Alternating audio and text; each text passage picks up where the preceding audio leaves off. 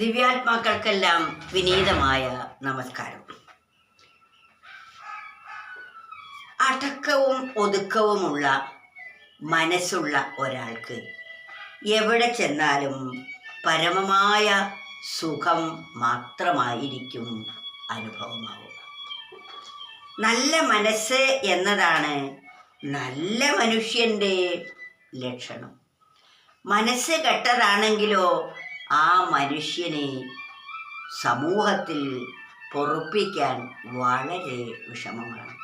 അതിനാൽ നല്ല ശീലങ്ങളുള്ള അടക്കവും ഒതുക്കവുമുള്ള ഒരു മനസ്സുള്ള ഒരു മനുഷ്യൻ ഈ ഭൂമിയിൽ മഹാഭാഗ്യമുള്ളവരാണ്. അവർ എന്നും സുഖികളായിരിക്കും. അങ്ങനെയുള്ളവർ വസിക്കുന്ന സ്ഥലത്തിനാണ് സ്വർഗം എന്ന് പറയുന്നത്.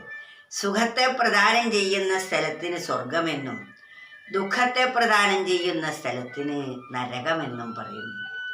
നമ്മുടെ ദുഃഖത്തെ ഉണ്ടാക്കുന്നത് നമ്മുടെ മനസ്സിൻ്റെ അടക്കമില്ലായ്മയാണ്. മനസ്സെന്തെങ്കിലും ചിന്തിച്ച് ദുഃഖിക്കുക എന്നതാണ് അതിൻ്റെ സ്വഭാവം. ആ സ്വഭാവത്തിൽ നിന്നും ആ മനസ്സിനെ പിന്തിരിപ്പിച്ച് നേർവഴിയിലേക്ക്, സത്യത്തിലേക്ക് തിരിച്ചു വിടേണ്ടത് നമ്മുടെ ധർമ്മമാണ്. നമുക്ക് ശ്രേയസ് വേണമെങ്കിൽ ആ മനസ്സിനെ നാം അടക്കിയേ ഒക്കൂ. അതുകൊണ്ട് ഒരു സുഭാഷിതം കേൾക്കൂ. മനസ്സൊതുക്കമുണ്ടായാൽ വിനയം ക്ഷമയെന്നിവ വളർന്നിടാൻ തുടങ്ങിയിടും മക്കളെ ഇതു നിശ്ചയം. മനസ്സൊതുക്കമുണ്ടായാൽ, മനസ്സിന് അടക്കവും ഒതുക്കവും ഉണ്ടായാൽ വിനയം, ക്ഷമ ഇതൊക്കെ അതിൻ്റെ കൂടെ ഉണ്ടാകും.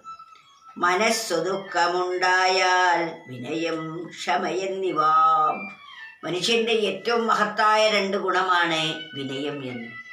ഏത് സദസ്സിൽ പോയാലും വിനയമുള്ളവർ ആ സദസ്സിൽ ഏറ്റവും ഉന്നത ഭാവത്തിലേക്കെത്തും. എന്നാൽ ധിക്കാരമുള്ള ഒരാൾ, ഞാൻ ആർക്കും പിന്നിലല്ല, ഞാൻ മുന്നിൽ തന്നെയാണ് എന്ന ഭാവമുള്ള ഒരു വ്യക്തിയെ എല്ലാവരും തഴഞ്ഞ് താഴ്ത്തുകയാണ് ചെയ്യുന്നത്. അപ്പോൾ നമ്മെ മറ്റുള്ളവർ താഴ്ത്തുന്നത് എപ്പോഴാണ്? നാം വലിയവരെന്ന് നടിക്കുമ്പോഴാണ്.